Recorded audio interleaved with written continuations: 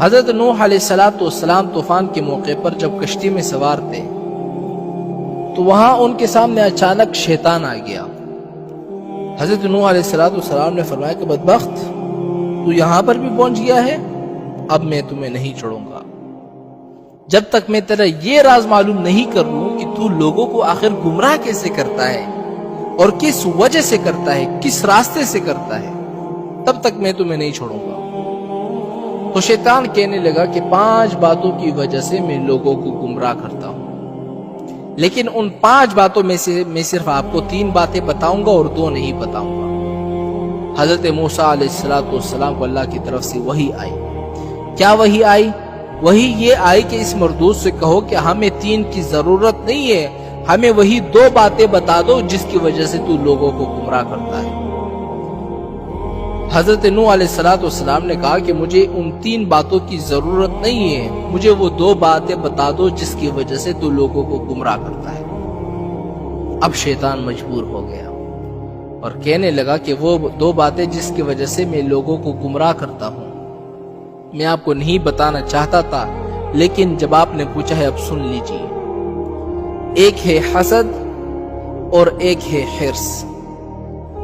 ان 2 باتوں کی وجہ سے میں لوگوں کو گمراہ کرتا ہوں۔ اور پھر شیطان کہنے لگا کہ حسد نے مجھے گرایا اور حرص نے حضرت آدم علیہ السلام کو گرایا۔ کیسے گرایا؟ اس لیے کہ جب آدم علیہ السلام کو اللہ تعالیٰ نے بنایا اور آدم علیہ السلام کو اللہ تعالیٰ نے علم عطا فرمائی، ان کی شان و شوکت کو فرشتوں کے سامنے ظاہر کر دیا، تو اللہ تعالیٰ نے فرشتوں کو حکم دیا کہ اس کو سجدہ کرو، تو پھر سارے فرشتے سجدے میں گر گئے۔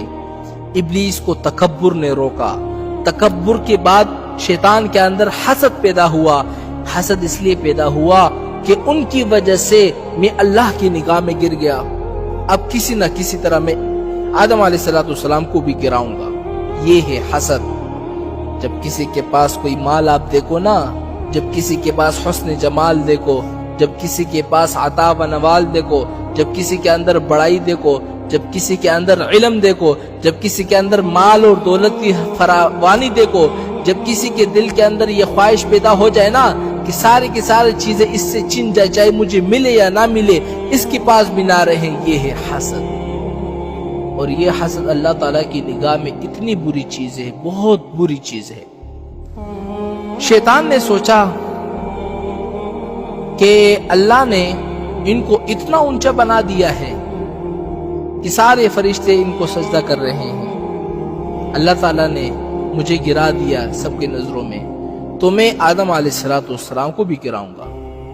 اس کے بعد شیطان جو ہے حسد میں مبتلا ہو گیا اور اس فکر میں لگ گیا کہ میں آدم علیہ السلام کو ذلیل کروں گا۔ یہ ہے حسد، جس کی وجہ سے شیطان گمراہ ہو گیا۔ اور آدم علیہ السلام کو اللہ تعالیٰ نے جس درخت سے منع کیا تھا نا کہ اس درخت سے آپ نے نہیں چکنا، تو آدم علیہ السلام نے جا کر اسی سے کھایا تھا۔